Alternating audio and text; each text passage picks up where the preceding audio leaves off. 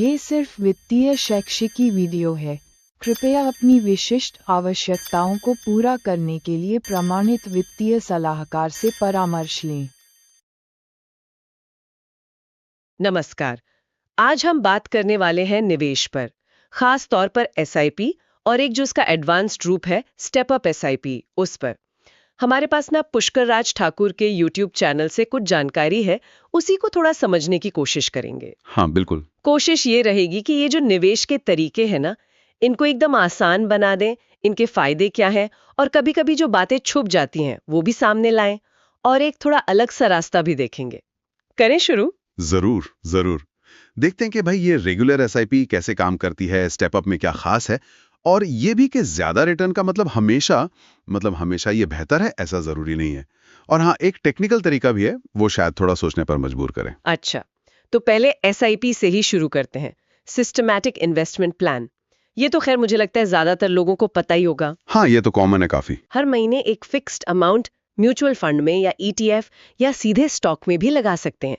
लंबे टाइम में अच्छी वेल्थ बनाने के लिए एक डिसिप्लिन तरीका है ना? बिल्कुल सही। अनुशासन बहुत जरूरी है इसमें। अच्छा, तो ये हुई सामान्य एसआईपी। लेकिन मान लीजिए किसी की कमाई बढ़ रही है, तो वो निवेश भी तो बढ़ाना चाहेगा ना? बिल्कुल बिल्कुल। और यहीं पर आती है स्टेप अप एसआईपी। ये एसआईपी का ही समझिए एक वर्जन है, जहां आप हर साल अपनी महीने की इन्वेस्टमेंट एक तय परसेंटेज से बढ़ाते हैं।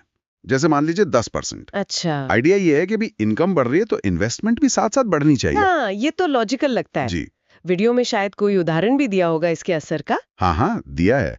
वीडियो में एक कैलकुलेशन है कि अगर कोई 20,000 रुपए महीने की एसआईपी करे 20 साल तक और मान ले 15% का एवरेज रिटर्न मिले, तो करीब करीब 3 करोड़ रुपए बन सकते हैं। 3 करोड़?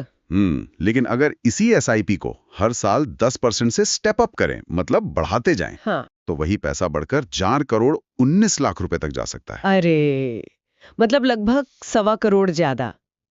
ये तो बहुत बढ़िया है फिर तो। हाँ, सुनने में तो बहुत बढ़िया लगता है।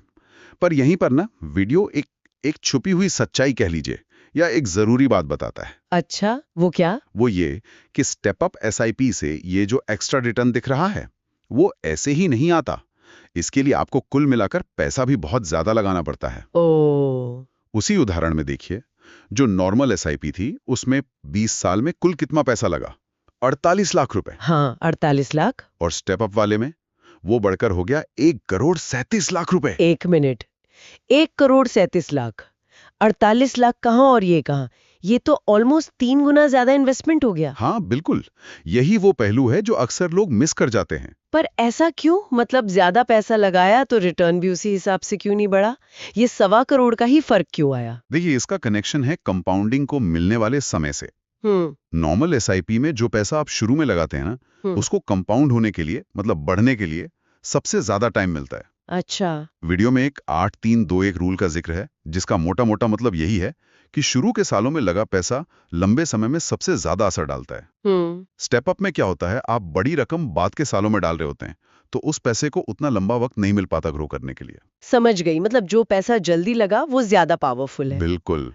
तो ये तो बड़ी इंटरेस्टिंग बात है कि ज्यादा रिटर्न के लिए इतना ज्यादा पैसा लगाना पड़ रहा है। तो क्या क्या वीडियो में कोई और रास्ता भी सुझाया है, शायद जिससे कम पैसे में, मतलब कुल कम इन्वेस्टमेंट में कुछ बेहतर किया जा सके? हाँ, यहीं पर वीडियो एक दूसरी स्ट्रैटेजी बताता है, वो है बाजार में गिरावट का फायदा उठाना। गिरावट का फायदा कैसे? इसके लिए एक टेक्निकल इंडिकेटर है, आरएसआई, रिलेटिव स्ट्रेंथ इंडेक्स।